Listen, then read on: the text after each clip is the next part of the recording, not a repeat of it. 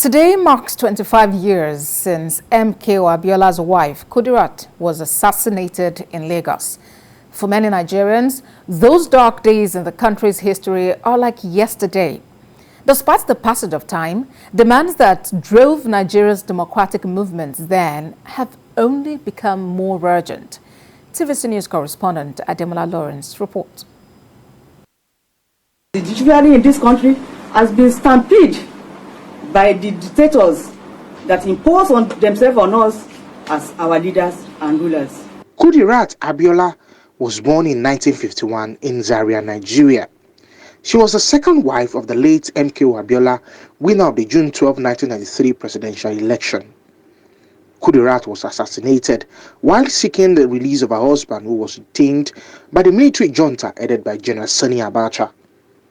Abiola was arrested in 1994 after declaring himself winner of the June 12 election.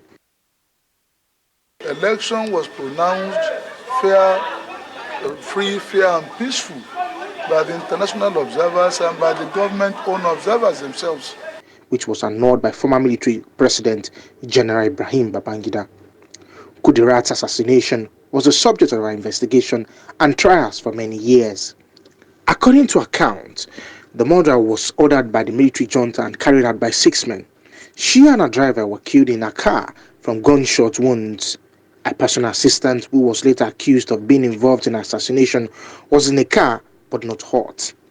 Though Kudirat was killed, the military government still kept MKO Abiola in detention without charge. Abiola later died in the controversial circumstances days before his scheduled release on the 7th of July 1998.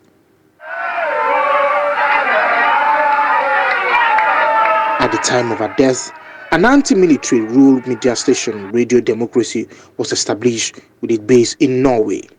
It was backed by the American, British, Swedish, Danish and Norwegian government to help end military dictatorship in Nigeria.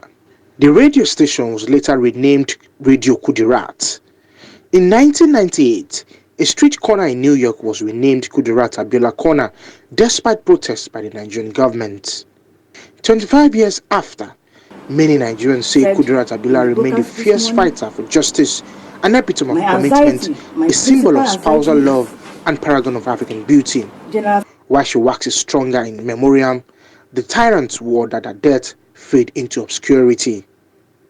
Ademola Lawrence, TVC News, Lagos.